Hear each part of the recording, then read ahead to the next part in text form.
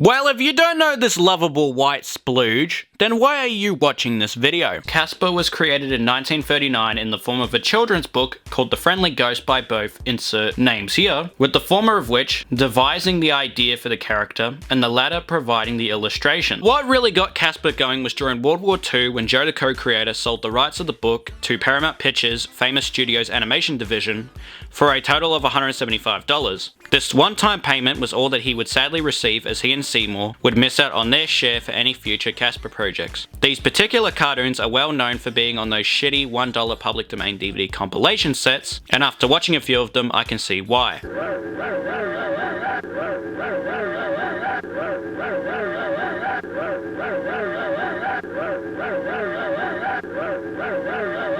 And I know you're thinking, Jarkova, how does this logo come in? Well, in 1952, a man named Alfred Harvey, founder and publisher of Harvey Comics, began publishing Casper Comics, I shit you not, and would eventually own the rights to the character until his passing in 1994. But if you don't know Harvey Comics, just remember they created this. Well, during the late 50s to early 90s, there was cartoons and shows that were about or somehow had Casper, like Manny's Fun Day Funnies, which was a compilation cartoon series that featured many famous studio characters like Baby Huey and Little Audrey, which, God, can we just continue? Then there was the new Casper cartoon show, which was your typical Saturday morning cartoon of its time that again featured many more famous studio characters, but the lesser known and shitty ones like Wendy the Good Little Witch and Spooky the Tiff Little Ghost. Or as I see it, hey, let's make an older and cuntier Casper, but give him a break, he's got a heart though. Sometime in around the late 70s somehow, Hanna-Barbera Productions began making a series about Casper called Casper and the Angels, which unfortunately lasted 15 episodes. And then also, during its short run, they did two holiday specials called Casper's First Christmas and Casper's Halloween Special. Come on! Could you have come up with something original, like an original name, or was that fucking too hard for your brains at Hanna-Barbera Productions? In the early 90s, there was talks of a film about this splooge, and what we got is one of the most 90s products ever released, with such great scenes like... Cat. Can I keep you? But even though I goof on the 95 movie, it's still one of my favourite versions of Casper because of Eric Idle's weird facial shots. But all jokes aside, I do feel for him as I think he needed the money after Nuns on the Run. Of course, like any film of that time, it got a cartoon series called The Spectacular New Adventures of Casper. Which, God, this lasted 4 fucking seasons! Really? 4 seasons of him acting like a pussy over and over again, and his uncle's making more bad puns than ever. But today we're not looking at those adaptations, instead we're looking at the 2 direct-to-video sequels, Casper: A Spirited Beginning and Casper Meets Wendy. So, happy Halloween, motherfuckers, I guess? Okay, let's continue. So Casper: A Spirited Beginning actually starts off with a Casey and the Sunshine Band cover of the Casper theme. Like, how low do you go from such classic songs like Give It Up and Shake Your Booty to this? God, we've only just begun. After that intro, the film starts off with Casper getting thrown off a train of some sorts. Casper then finds a town called Deedstown, and unfortunately does a shit job of introducing himself. Pardon me, sir. I'm new here and... Well, welcome to Deedstown, Sonny.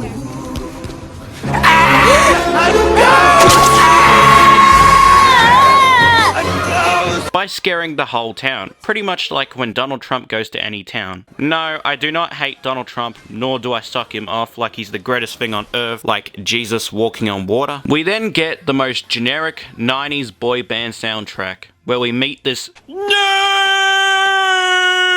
named Chris Carson, who's a generic kid loser with no friends. Don't school shooters feel the same? Or are the same? But honestly, you can't blame him when at breakfast we also meet his workaholic and non-existent father named Tim, who's played by Steve Guttenberg. But then Chris's dad completely wipes off breakfast with his only son to, you guessed it, go to work, and is in talks of demolishing a place called Applegate Mansion to make way for a new reservation for the town by building a brand new mini-mall in its place. Like most 90s film villains, white protesters who feel like their shitty lives connect to the oppression of a race, rich people, and some retard who will post someone's business online as a payback, all because of a simple disagreement or a misunderstanding. We then meet Chris's liberal teacher, Sheila, played by Laurie Longden, who probably cheated her way to be in this picture, if you know what I mean. And I know, Jarkova, what does she being a liberal gotta do with it? Well, you're gonna find out a little later. We then meet Casper's awfully animated uncles who are if not worse or more annoying here than in the other movie. Anyways, they then scare the whole town by playing more awful 90s music. Like, what's this town's problem with 90s music or getting asked for help? Yeah, also one thing while we were at this scene is that it's very obvious that Casper's uncles have been animated over the live action scene, and it's done so cheaply, where the black background animation of every ghost in this movie is very noticeable. Like this scene, for example. It's a poltergeist party! After those crazy shenanigans, we then meet Chris's bullies, who honestly, in my opinion, love playing this role a bit too much. Also, we get an actual funny roast from Chris here. Chris is reading about himself. You guys really need new material. Shut up, geek, or I'll pulverize you. Pulverize? Wow, Brock, a 3-syllable word. Why on earth the principal Ray behold you back the grave? My nigga, you just got roasted! Yo! To which this scene unfortunately gets ruined by the townspeople running by. Chris then tries to talk with the three doucheteers and critiques them, by which they then tell him to basically fuck off and leave them alone. Hey, it's that Snoop again! The mummy wrap was a nice touch, guys, but the wedgie, it seemed a bit overused. Don't you think? Who is you? Yes, this movie does have both Pauly Shore. Like, did Pauly Shore have anything better to do other than make corny and unfunny jokes? And wait for this. Also, we get the voice of Darth Vader, James Earl Jones, as the mighty Kushba. Like, animators, could you not make him look like Donkey Kong? It brings back so many painful memories. We then also finally see the town mayor, Johnny Hunt, played by legendary comic Rodney Dangerfield, who, funny enough, had a cameo in the last film, who we find out here has more awful material, like this joke. Drunks, they're nutcases. My wife? And charming, intelligent women. Oh, my wife is very intelligent. It takes her an hour and a half to watch 60 Minutes. Chris then finally meets the white splooge and tries to teach him how to be scary, but Casper basically fucks it up from the beginning, and then the three doucheteers take over the teaching. Like, apparently Chris isn't pissed off at this, or cares at all whatsoever. Instead, he fanboys over the fact that his only student got taken off him. Like Chris Farley meeting Sir Paul McCartney. Chris's father, Tim, then hires a bomber to basically blow up the Applegate mansion from the inside so that the protesters won't get hurt in the process. After more filler and Chris being overdramatic about his dad. Like, for example, fucking someone could be getting raped and murdered in front of him, and this bitch would still be like, Dad's not here, he promised me he would. After more of his dad being an asshole by saying, I'm sorry, but hey, it's father-son time now, bitch. I'm gonna make it up to you, pal. Whoa. Do you know what today is? Huh? Huh? Do you know what today is? It's Wild and Crazy Guy Day! Yeah, right. Yes, it is. Says it right here. You and I are supposed to have a guys-only sit-down dinner. Casper then decides to bitch Chris by saying he's leaving town and acts like most depressed teenagers online. After this, Chris then says he'll try and help this bitch by teaching him nothing he knows about Ghost whatsoever. Chris's bullies are back, but this time at the library. Which, what a place to wait for someone you're picking on. Like, hey, he's a nerd! And only nerds go to the library, am I right? Casper then goes Super Saiyan and makes the bullies his bitch. Unlike before where Casper was bitching about how, I'm gonna leave town and it's hard to be a ghost. Casper, with his new adopted puss powers, actually manages to stop an attempted robbery, where the store owner, played by George Jefferson, is actually happy with Casper saving his life. Chris's dad then goes anti-libtard by not showing up to his son's parent-teacher interview. Chris's teacher? Mm-hmm. I should have known.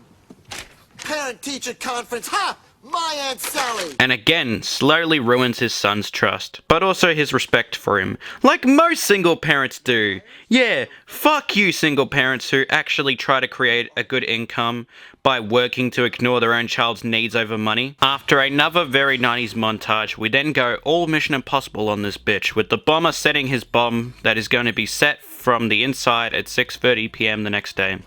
And more scenes of Sniveler calling Donkey Kong's ghost arm, the Mighty Koopa. Just as you feel bad for Chris's dad, we then get the most overdramatic father and son argument in any film I've seen, with his dad ripping off Chris's posters in his bedroom, and Chris basically finally getting the balls to confront his dad. No! No! No! Which results in Chris's bullies kidnapping him and locking him in the old Applegate mansion where the bombs set to detonate the next day. So after this shit, you would think Chris's dad would look for him like any good or caring parent. But instead, he forgets him, I shit you not, and wakes up the next day to find him missing. But hey, he's the good guy of the film now, alright?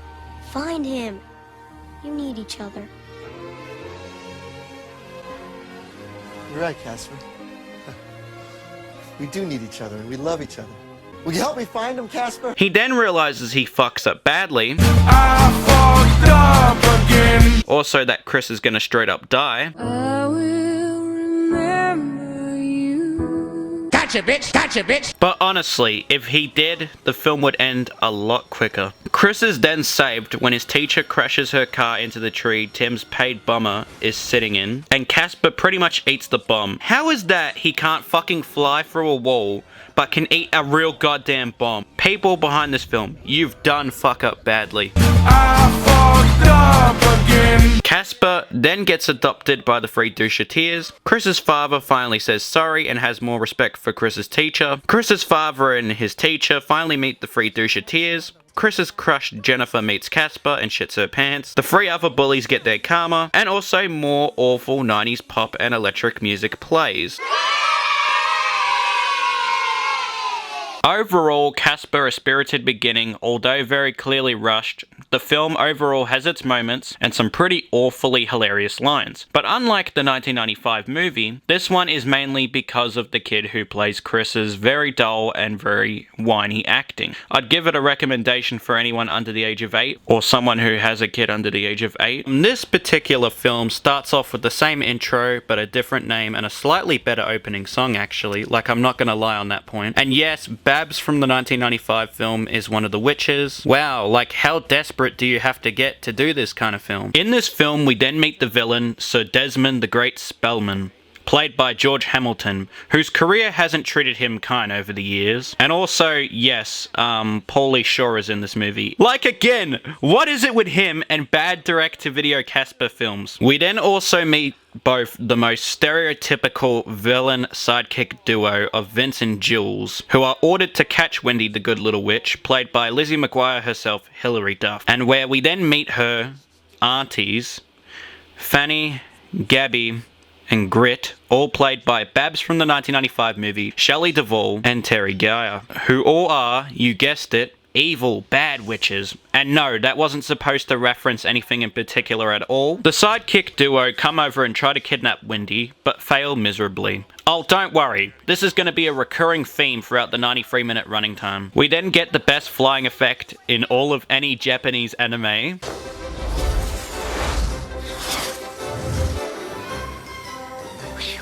God, I sounded so white saying that. And they go into hiding by holidaying at the same holiday park as the three doucheteers and Casper. Do you get it yet? Casper meets Wendy, am I right? Wendy then meets the biggest kid douche I've ever seen in any film so far, named Josh, who I already hate more than Anakin Skywalker from the Star Wars prequels.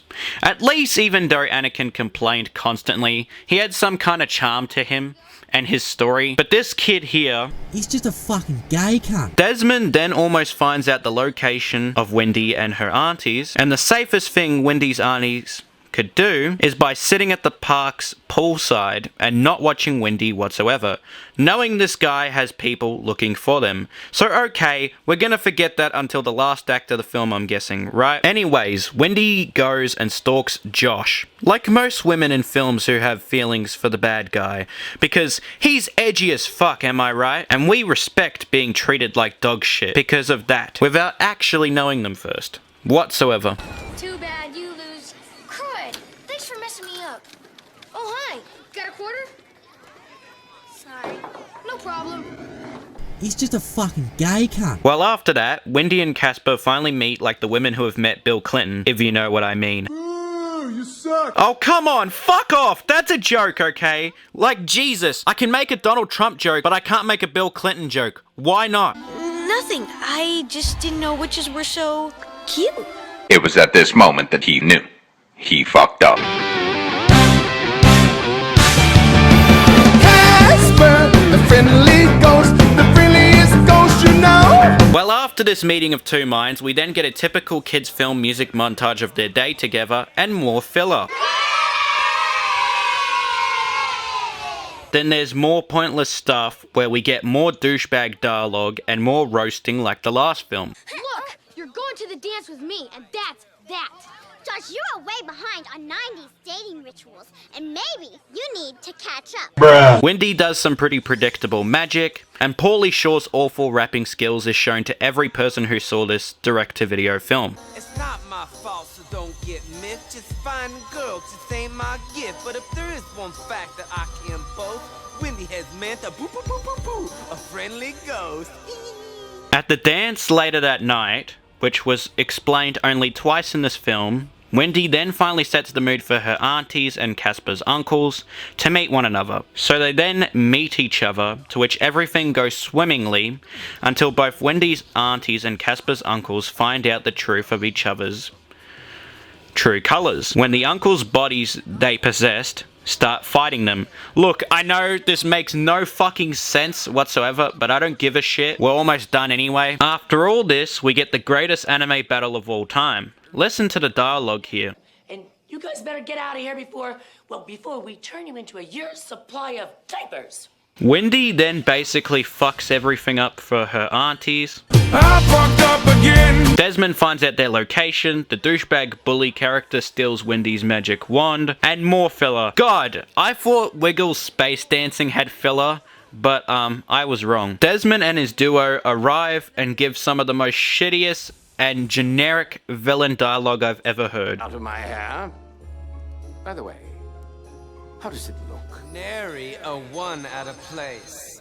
Thank you. Wendy screams like a wild banshee. The duo basically get the best magic trick in history performed on them.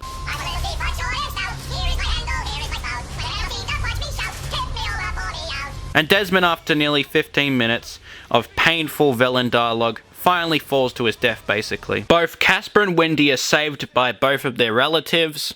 The relatives and Pauly Shore all then collectively both suck them off, and the film ends with both of them having their relatives be their bitch. Happy ever after. Bye. And we have finally done Casper Meets Wendy, which this film is the worst out of these two, with the chemistry between Casper and Wendy feeling kind of forced in some scenes. George Hamilton's performance as Des Spellman is just a mix of a stereotypical villain and over-the-top cartoony-ish as fuck. God, do I love it though. Like, he's the funniest thing in this film, honestly. I would love just audio of George Hamilton as Desmond Spellman reading both either a Stephen King book or a Shakespeare play.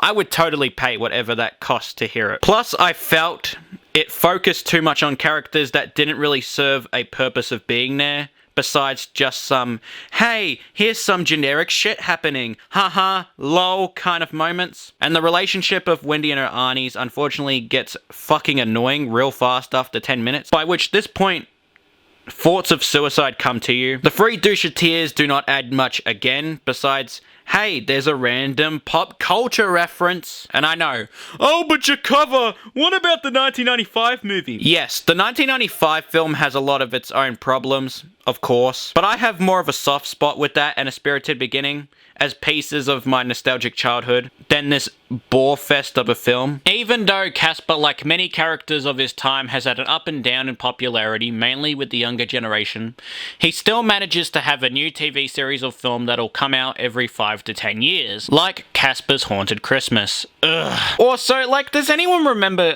Casper's Scare School, which was a film that became a TV series? Like, God, I know I do. Still remember it. One day, people. One day. Anyways, hopefully you enjoyed this long review. Thanks for watching. Goodbye.